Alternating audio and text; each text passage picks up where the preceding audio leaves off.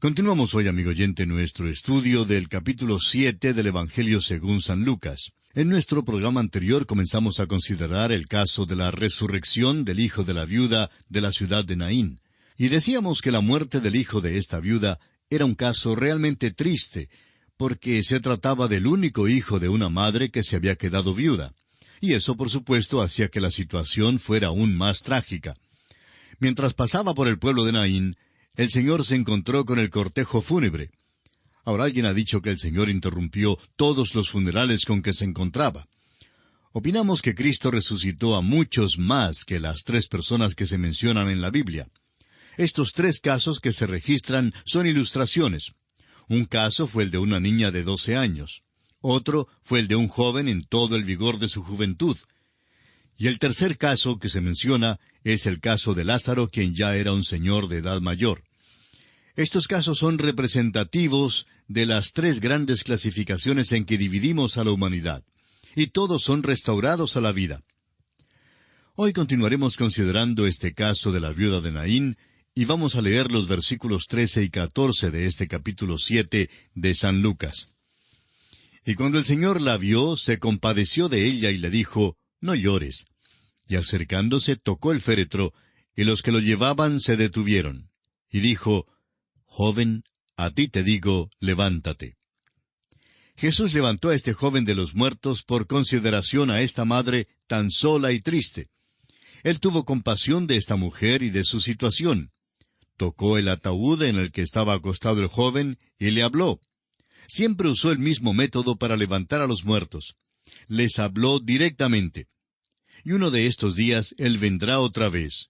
La Escritura nos dice en la primera carta del apóstol Pablo a los Tesalonicenses, capítulo 4, versículos 16 y 17, «Porque el Señor mismo con voz de mando, con voz de arcángel y con trompeta de Dios, descenderá del cielo, y los muertos en Cristo resucitarán primero. Luego nosotros, los que vivimos, los que hayamos quedado, seremos arrebatados juntamente con ellos en las nubes para recibir al Señor en el aire, y así estaremos siempre con el Señor». Amigo oyente, el Señor volverá con una gran voz. Su voz será como la voz de arcángel y con trompeta de Dios, y aquella voz solitaria llamará a los muertos en Cristo de entre los muertos. Siempre utilizaba el mismo método para restaurar la vida. Sin embargo, no usaba este mismo método en sus otros milagros. Por ejemplo, una vez abrió los ojos de un ciego simplemente hablándole. En otra ocasión, los ojos de un ciego fueron abiertos cuando los tocó. Y aún en otra ocasión, ungió los ojos de un ciego y luego lo envió a lavarse en un estanque. Vemos pues que Jesús usó 3 métodos diferentes para abrir los ojos de los ciegos. Es fácil ver que si estos 3 hombres se hubieran juntado, nunca se hubieran puesto de acuerdo en cuanto al método que debe ser usado para poder recibir la vista, y quizá cada uno habría comenzado su propia denominación. Uno de estos hombres habría insistido en que todo lo que era necesario era que Cristo le hablara. Habría insistido en que todo lo que se necesita es que la persona crea y que esa es la única manera en que uno puede venir a Cristo. El otro hombre podría haber dicho, espere un momento, es necesario que Jesús le toque. Este hombre alegaría que lo necesario era tener una experiencia como la de él para poder ser salvado. Pero el tercer hombre quizá hubiera dicho, espere un momento, ninguno de ustedes tiene razón en cuanto a sus conclusiones. Yo creo que es necesario ir al estanque para lavarse. Y así, estos 3 hombres bien podrían haber fundado cada uno una nueva denominación. Quizá usted, amigo oyente, crea que la ilustración en cuanto a los 3 hombres es algo necia y quizá sea así. Sin embargo, esto es lo que han hecho los hombres. Disputan tanto en cuanto a los puntos más pequeños, los puntos menudos, los puntos que realmente no tienen nada de importancia. Lo realmente importante es entrar en contacto con el Señor Jesucristo. La salvación, amigo oyente, viene solamente por la fe y la confianza en su obra consumada en la cruz. Bueno, volviendo a este caso, notemos que cada vez que Jesús levantó a alguien de entre los muertos, usó el mismo método, les habló.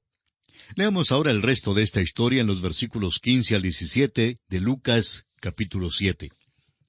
Entonces se incorporó el que había muerto y comenzó a hablar.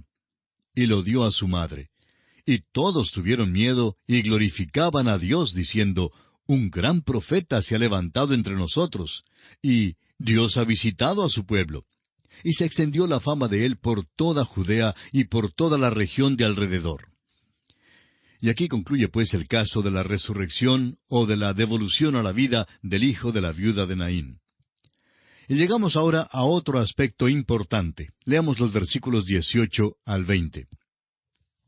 Los discípulos de Juan le dieron las nuevas de todas estas cosas. Y llamó Juan a 2 de sus discípulos y los envió a Jesús para preguntarle, ¿eres tú el que había de venir o esperaremos a otro? Cuando pues los hombres vinieron a él, dijeron, Juan el Bautista nos ha enviado a ti para preguntarte, ¿eres tú el que había de venir o esperaremos a otro? En este tiempo Juan el Bautista envió a algunos de sus discípulos al Señor Jesús para hacerle unas preguntas, porque Juan estaba confundido en cuanto al significado de ciertos eventos. Ahora hemos conocido ya a Juan el Bautista en nuestros estudios de los Evangelios de Mateo y de Marcos, y vimos que su vestir era muy pintoresco y extraño. Y hoy en día también hay quienes adoptan una manera de vestir peculiar. Vivimos en un día cuando se le hace gran énfasis al modo de vestir y al modo de peinarse. Parece que hoy en día estas cosas han llegado a ser muy importantes. Tanto es así que algunos piensan que con solo adoptar cierto modo de vestirse o de peinarse han llegado a ser personas muy religiosas. Pero creemos que la adopción de este ropaje estrafalario solo puede indicar que usted ha llegado a ser algún chiflado religioso. Es verdad que Juan el Bautista se vistió de una manera muy extraña, pero su vestir no fue lo que le hizo un hombre tan extraordinario. Fue su mensaje y su ministerio lo que le colocaron aparte y no su manera de vestir. Fue llamado por Dios, y sería bueno que usted, amigo oyente, también se asegure de que usted es llamado por Dios, si es que va a llevar un traje religioso. Muchas personas creen que al adoptar los adornos y las vestimentas exteriores del cristianismo, podrán llegar así a ser cristianos. El Dr. J. Vernon McGee, autor de estos estudios bíblicos, nos relataba que un día una señorita estaba parada frente a las oficinas principales de A Través de la Biblia, allá en Pasadena, el estado de California, en los Estados Unidos, haciendo una encuesta. Y ella le preguntó cuál era su profesión. El Dr. McGee le respondió que era predicador, y luego le dijo, ahora me toca a mí hacerle las preguntas. Y le preguntó en cuanto a lo que una persona tiene que hacer para ser un cristiano. Esta joven respondió que para ser cristiano era necesario portarse bien con los vecinos, no criticar a nadie y ser amistoso en lugar de ser áspero. Y francamente parece que ella tenía una lista de cosas que uno debía hacer para ser cristiano. El Dr. McGee le dijo entonces, todo lo que usted cree en cuanto al cristianismo aparentemente está relacionado con algo que uno hace. Pero la verdad es que no es así. El cristianismo consiste en una relación personal con Jesucristo. Es más que tratar de imitar a Cristo o el llevar cierto traje religioso. El cristianismo implica la necesidad de nacer de nuevo. Hasta aquí las palabras del Dr. McGee. El apóstol Pablo, escribiendo su segunda carta a los Corintios, dice en el capítulo 5, versículo 17, de modo que si alguno está en Cristo, nueva criatura es. Las cosas viejas pasaron, he aquí todas son hechas nuevas. Es que para ser cristiano hay que tener una experiencia personal con Cristo Jesús. Y así parece que Juan el Bautista ha sido colocado un poco fuera del sitio que le corresponde al aparecer aquí en el Nuevo Testamento. Y la verdad es que no pertenece al Nuevo Testamento de ningún modo. Juan es el último de los profetas del Antiguo Testamento. Es un profeta del Antiguo Testamento que aparece en el Nuevo Testamento. Es como un puente que cubre el vacío existente entre el Antiguo Testamento y el Nuevo. Es el último de los grandes profetas y debe considerársele de igual importancia que Samuel, Elías, Isaías y Jeremías. Cristo le dijo más tarde a esta generación, según lo leemos en Lucas capítulo 11, versículos 47 y 48, «Ay de vosotros que edificáis los sepulcros de los profetas a quienes mataron vuestros padres. de modo que sois testigos y consentidores de los hechos de vuestros padres. Porque a la verdad ellos los mataron, y vosotros edificáis sus sepulcros. Y la verdad es que se comportaron como hijos genuinos que habían heredado la naturaleza de sus padres, porque cuando Jesús pronunció estas palabras, Juan el Bautista, el último de los profetas del Antiguo Testamento, ya estaba en la cárcel y pronto sería silenciado por medio de la muerte. Bueno, aquí en este pasaje encontramos entonces que Juan el Bautista ya estaba en la cárcel y que ciertas dudas habían penetrado en su mente. Hay quienes tratan de darle una explicación psicológica a esta pregunta que Juan el Bautista hizo. ¿Eres tú el que había de venir? Juan estaba anticipando la venida del Mesías y quería saber si Cristo era el Mesías o no. Y el tratar de explicarlo psicológicamente es algo que consideramos casi risible. Tratan de decir que debido a que estaba en la cárcel, Juan sufría de melancolía, que estaba desanimado, desmayado y desalentado. Pero creemos que esa explicación de la condición de Juan no es correcta.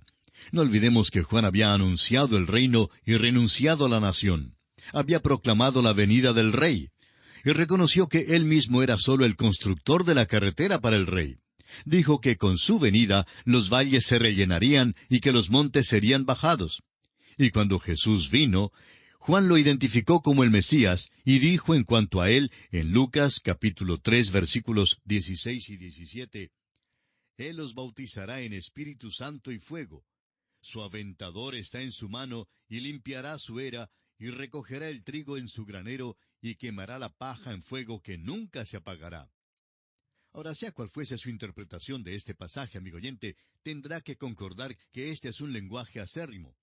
Juan no estaba esperando un paseo o un picnic de la escuela dominical.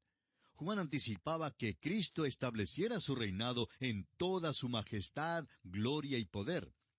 Pero el hecho es que nada de esto había sucedido, y por tanto, Juan envió a 2 de sus discípulos para preguntarle a Jesús si él era el Cristo a quien estaba esperando, o que si debían esperar a otro. Ahora fíjese que el Señor Jesús recibió cordialmente a los mensajeros, pero los dejó esperando. Leamos los versículos 21 al 23 de este capítulo 7 de Lucas. En esa misma hora sanó a muchos de enfermedades y plagas, y de espíritus malos, y a muchos ciegos les dio la vista. Y respondiendo Jesús les dijo, Id, haced saber a Juan lo que habéis visto y oído.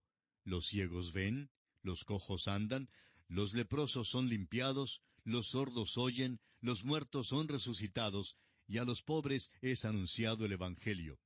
Y bienaventurado es aquel que no halle tropiezo en mí. Jesús dejó esperando a estos discípulos de Juan mientras hacía muchos milagros. Ahora los dejó esperando para que pudieran volver a donde Juan y decirle que habían visto el cumplimiento de las profecías en cuanto al Mesías. Y si es que usted, amigo oyente, quiere comprobar la exactitud de la profecía cumplida, Isaías capítulo 35, versículos 4 al 6 declaran, Decid a los de corazón apocado, esforzaos, no temáis. He aquí que vuestro Dios viene con retribución, con pago. Dios mismo vendrá y os salvará. Entonces los ojos de los ciegos serán abiertos, y los oídos de los sordos se abrirán. Entonces el cojo saltará como un ciervo, y cantará la lengua del mudo, porque aguas serán cavadas en el desierto, y torrentes en la soledad. Jesús les mandó a estos 2 discípulos de Juan que regresaran donde él, y le dijeran que habían visto las credenciales del Mesías. Ahora esto es muy importante, y creemos que estas palabras que siguen aquí en el versículo 23 del capítulo 7 de San Lucas figuran entre las más iluminadoras que haya pronunciado nuestro Señor Jesucristo. Él dice aquí, y bienaventurado es aquel que no halle tropiezo en mí. Amigo oyente, Él nos pide nuestra fe, aun cuando no podamos comprender. Aquí Él les dice a los discípulos de Juan que regresen donde Juan y le digan que Jesús no se está moviendo tan rápidamente como Juan quizá quisiera que lo hiciera, pero que estaba cumpliendo su misión a cabalidad. Quizá les dijo, y ahora he presentado mis credenciales, pero ante la presencia de dificultades intelectuales, díganle a Juan que mantenga su fe. Y esto es también lo que nos dice a usted y a mí hoy, amigo oyente. Nos pide que creamos en Él. Y así ocurre con los intelectuales hoy. Los deja esperando una interpretación mientras se dirige a aquellos cuyos corazones están abiertos a Él. El apóstol Pablo en su primera carta a los Corintios, capítulo 1, versículo 18, lo expresa así: Porque la palabra de la cruz es locura a los que se pierden, pero a los que se salvan, esto es, a nosotros, es poder de Dios. Ahora, las dudas no indican que uno sea inteligente. Al contrario, indican que uno es necio y son una señal de que no sabe nada. Señalan el hecho de que uno pertenece a un grupo que perece. Muchos profesores doctos se sientan en sus sillas giratorias en las bibliotecas polvorientas y mohosas, muy alejados de la vida y de la necesidad humana, y escriben sobre las dificultades intelectuales en torno a la aceptación de la Biblia, de la deidad de Jesucristo y de la redención con sangre. Y aquellos mismos profesores, cuando tienen un pequeño problema o disturbio, una manifestación en el predio de su universidad, no saben cómo solucionarlo. Puesto que no pueden solucionar problemas modernos, nos preguntamos, ¿cómo pueden presumir saber tanto en cuanto a lo que tuvo lugar hace 2000 años?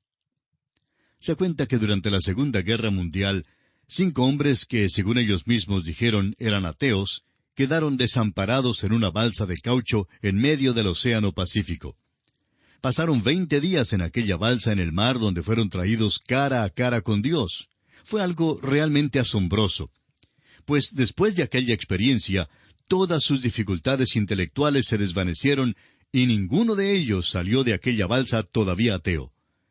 A veces pensamos en la posibilidad de meter a algunos de estos profesores que se creen tan intelectuales en una balsa y lanzarlos en medio del Océano Pacífico. Eso les haría mucho más bien que darles un doctorado en filosofía. Bueno, continuemos con los versículos 24 y 25 de este capítulo 7 de San Lucas.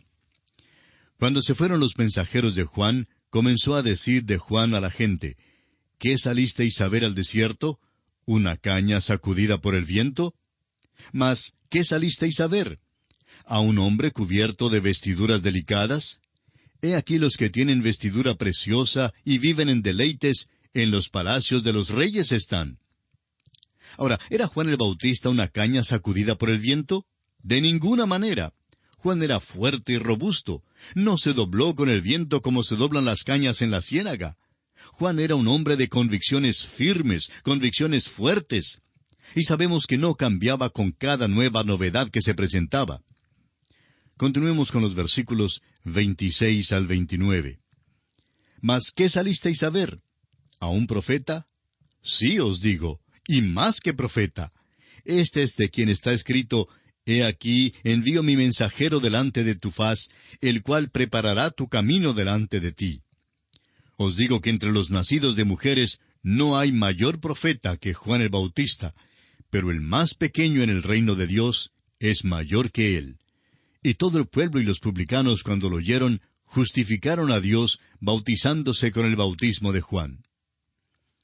Lo que ocurre es que este pasaje es el cumplimiento de las profecías de Malaquías, capítulo 3, versículo 1, que dice: He aquí yo envío mi mensajero, el cual preparará el camino delante de mí, y vendrá súbitamente a su templo el Señor, a quien vosotros buscáis, y el ángel del pacto, a quien deseáis vosotros.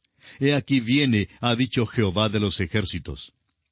Lucas capítulo 7, versículo 27, es tomado de Malaquías 3:1, y establece a Juan el Bautista como el precursor del Mesías. Esto coloca a Juan por encima de todos los otros profetas, pues él era precursor de una nueva dispensación, pero al mismo tiempo establece que el que es menor en el reino de Dios es mayor que Juan, porque los que pertenecen al reino tienen aún mayores privilegios y poderes que Juan el Bautista. Y bien, amigo oyente, nuestro tiempo se ha agotado, así es que tenemos que detenernos aquí por esta ocasión. Continuaremos, Dios mediante, en nuestro próximo programa. Es nuestra oración que Dios guíe su vida en todo tiempo.